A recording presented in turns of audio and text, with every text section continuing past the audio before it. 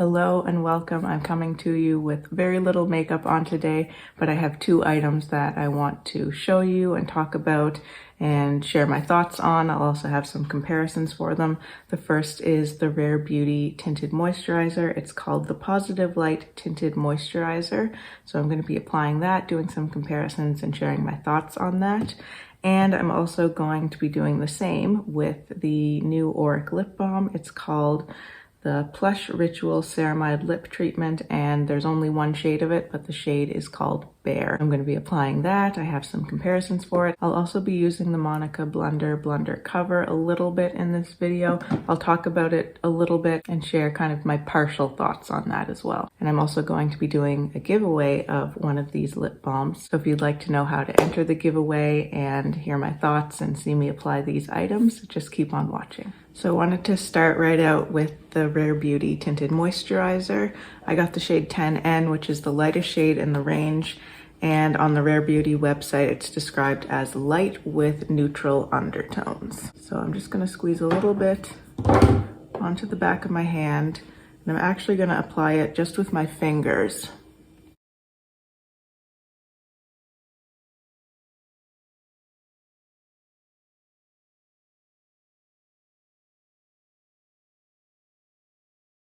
So there's one layer applied. You saw how much I had in my hands. And I'd say we're at about a light coverage level. I'm going to try adding a little bit more and see how much it can build up. So I've added that much, and let's see how it goes.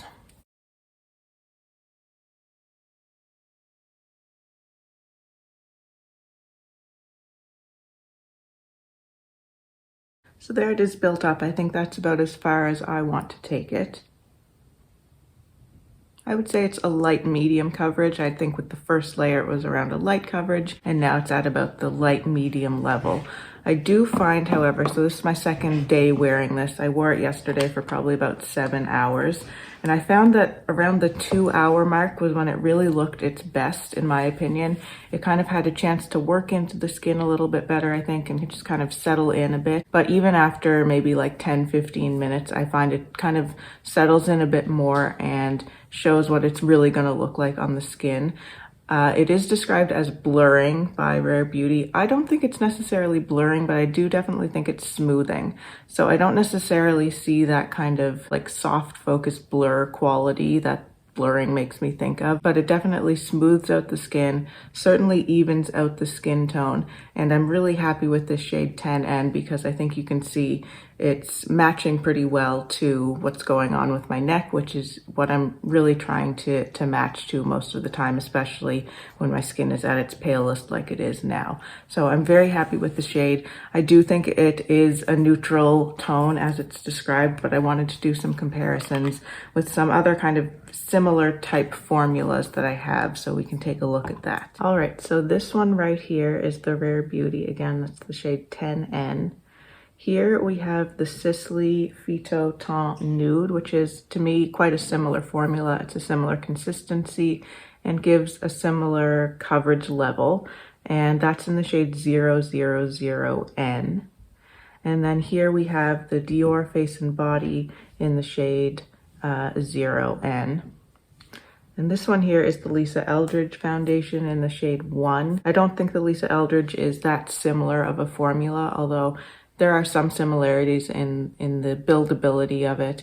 I think when the Lisa Eldridge is sheared out in quite a light level, it can have a sort of similar appearance on the skin. I really wanted to include that mainly for a shade comparison. So if we look at them here, I think that the Sisley is much pinker than the Rare Beauty, and comparatively the Rare Beauty does look fairly yellow. For me, I actually don't mind that. I think that tone works pretty well. It matches to the yellow kind of greeny gray tone that's going on my neck there. So I actually like that a lot. I don't like foundations I've found to be too pinky because they can really just kind of emphasize the redness in my face and end up not matching the rest of my skin, basically. If we look at the Dior one here, I think that those tones actually are fairly similar.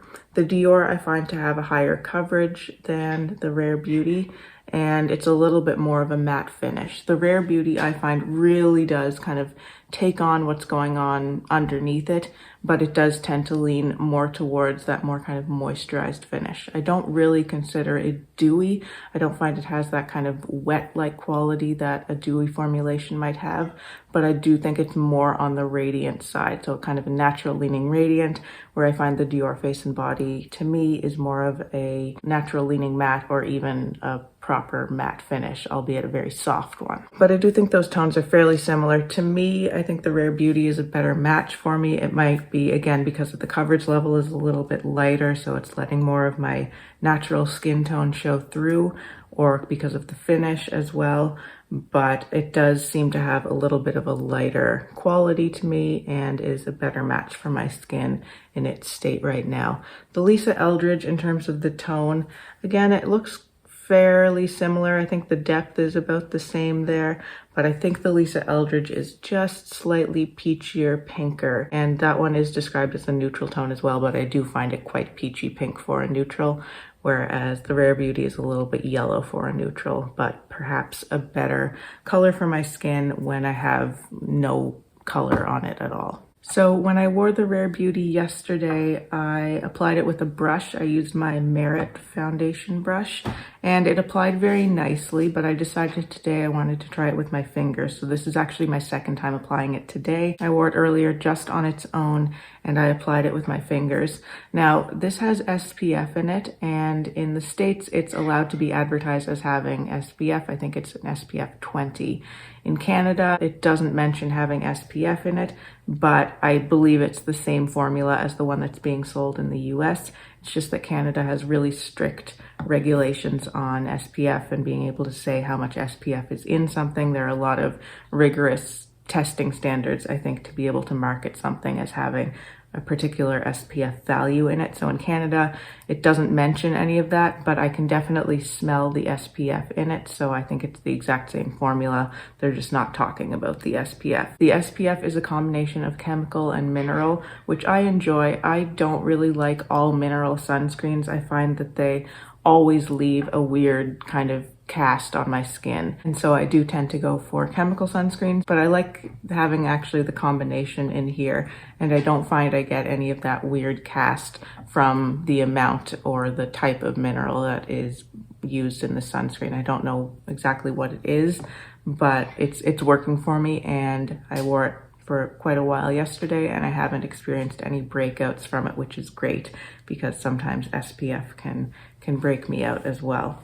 So I applied it with the brush yesterday, and I actually found it was a little bit less coverage. My skin was also more irritated yesterday, so that might have been a factor in there.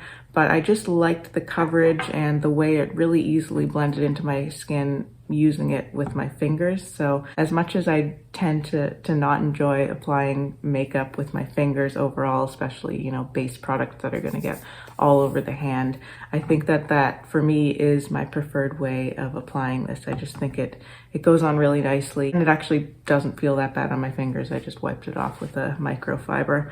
I'll obviously wash my hands later though. When I applied it earlier today, I applied it as though it were my sunscreen. So I did a full stripe along each of these two fingers and then just kind of rubbed it over. I found it was looking a little bit much with that amount, so I just took a dampened sponge and just kind of patted down anywhere that it looked a little bit like too much coverage basically. But I think that was a nice way to apply it, and I like the little trick of using the damp sponge to just kind of take it down if you need to. And to me, this Rare Beauty Tinted Moisturizer applies and wears exactly as I want a tinted moisturizer to, and better than kind of anything else that I have that is actually marketed as a tinted moisturizer. It has enough coverage that it evens out the skin, gives you a nice finish to your skin, and looks very natural, but it doesn't have so much coverage that you apply it and then you have to start putting on all your other makeup. You need to apply blush and bronzer and add the color back into your skin, because it just looks so natural and really can be worn on its own without any additional color products, because it's not draining the color and life out of your face as much as something with a higher coverage would. Yesterday when I applied it, I had a couple of little irritation marks. You can probably see them there. And I actually used my Monika Blunder Blundercover, Now, I haven't talked about this yet on my channel because I still haven't fully formed my thoughts on it. My issue with it is that basically I have inconsistent experiences with it. Sometimes I love it all over my face, worn in certain ways with other things. Sometimes I don't, so I haven't quite honed in on my full thoughts on it yet, but I really did like it actually in combination with the Rare Beauty. I just took a little bit on my finger and kind of patted it over anywhere where I wanted a little bit of additional coverage, and it worked really well for that. It lasted well like that as well, and it just did a perfect job of kind of covering over any little spots where I felt like I wanted a little bit more coverage. The color blends really well with the shade of the Rare Beauty as well. I have the shade 1 of the Monika Blunder, and it just taps in and blends so easily. I have really dark circles under my eyes today for some reason, so I'm gonna add a little more coverage there.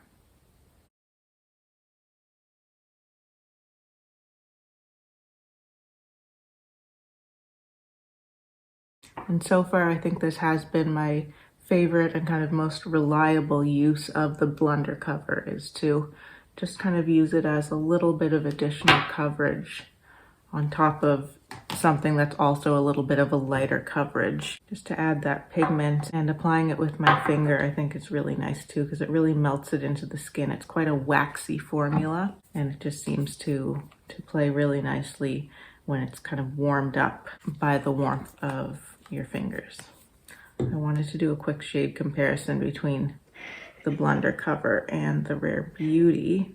It's harder to see the Blunder cover, but you can see it there, and that's the Rare Beauty. So the Blunder cover, I think, is a little bit more pink. To me, it looks more like kind of a beige tone, whereas again, the yellow is kind of coming through in the Rare Beauty a little bit more.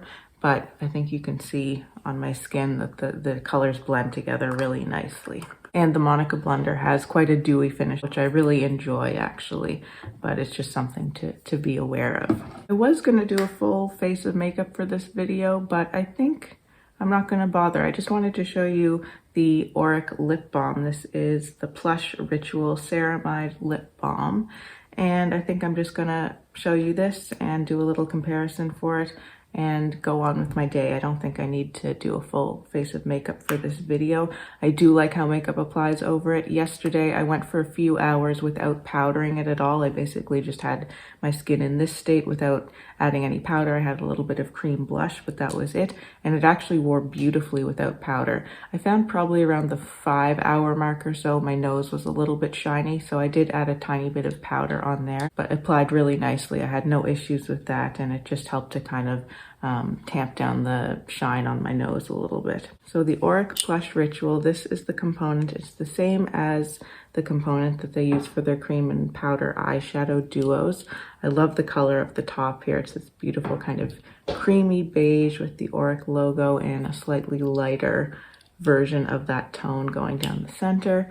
And then when you open up the top, it has this little sponge protector, which I'm actually going to hang on to, because what's underneath that is this beautiful little jade spatula, and this is meant to be used so that you don't have to dip your fingers into the lip balm if you didn't want to. You can use that as a little spatula and apply it on your lips that way. The reason I'm going to keep the little spongy thing is because if you don't have it in there, first of all, it shakes around, which isn't really an issue to me.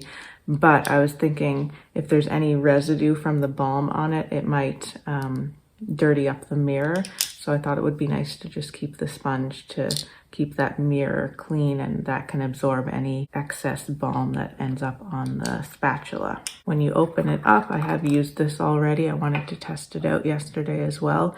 This is the color of it. I think it's a beautiful color. It's definitely tinted, and I'm going to be comparing it to the Victoria Beckham Posh Gloss in the shade Bikini because I think they're quite similar. There are differences, which you'll see, but very similar feel to those tones. So I'm just going to go in with the spatula. I've been using it more with my fingers actually, but I'm keeping the spatula because I think I'm definitely going to be enjoying having the spatula once I get further down to the bottom of this, because that's when it gets a little bit harder to get your finger into the jar in my experience. So I'm just going to take that much and put it right on my lips.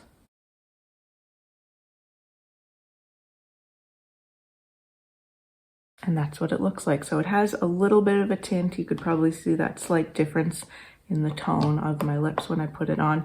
I like it. It's a slightly cool tone, pinky beige in my opinion, and very light. I think any skin tone can wear it. It's not so pigmented that it's going to make a huge difference to the tone of your lips. Gonna add a little more.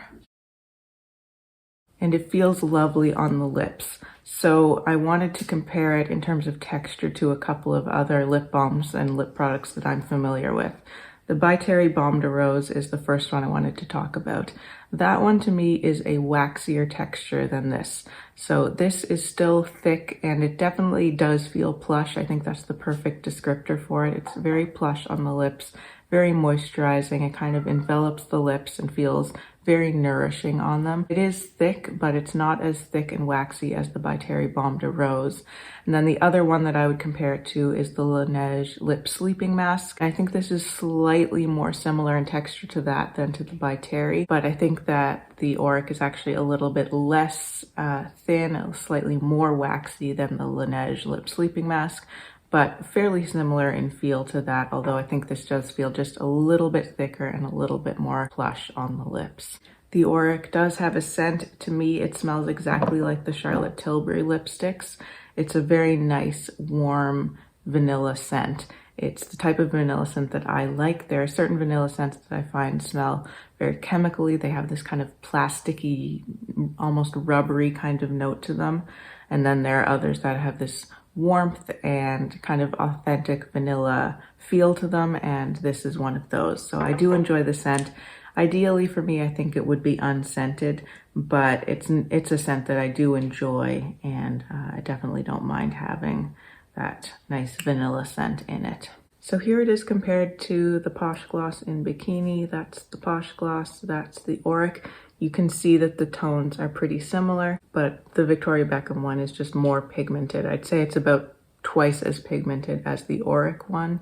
And the textures are somewhat similar, but again, I think that the Victoria Beckham has a slightly thicker, I don't know if waxy is the right word, but a little bit thicker, slightly clingier feel to it, I guess. Whereas this to me is really a true luscious balm feeling. The lip balm wears just like any other one. It's the kind of thing you do need to apply several times throughout the day if you want to keep it at the same level. I did wear it to bed at night as well, and although it's tinted, I didn't end up with any of it spreading on my face or onto my pillow or anything. I just made sure to apply it, maybe 20 minutes before I was actually turning my light off and going to sleep, and I didn't have any issues with it, and I woke up with my lips feeling really nice and moisturized, just like they do with my By Terry or my Laneige. So I think that's everything I wanted to share about these two products. I am doing a giveaway on one of these Auric lip balms. I ordered 2 of them, so I'm going to be doing a giveaway with the other one that I ordered. To enter into the giveaway, just make sure to look at the description box for all the details of how to do that. But you'll have to be subscribed to my channel and like this video, and you'll have to leave a comment below. If there are any other additional criteria or details, those will also be listed in the description box below. Let me know if you have any questions or comments. I always love to see those, and if you'd like to see more from me and you haven't subscribed to my channel already, I'd love for you to do so. Thank you so much for watching. Take care, and I'll see you in my next video. Bye.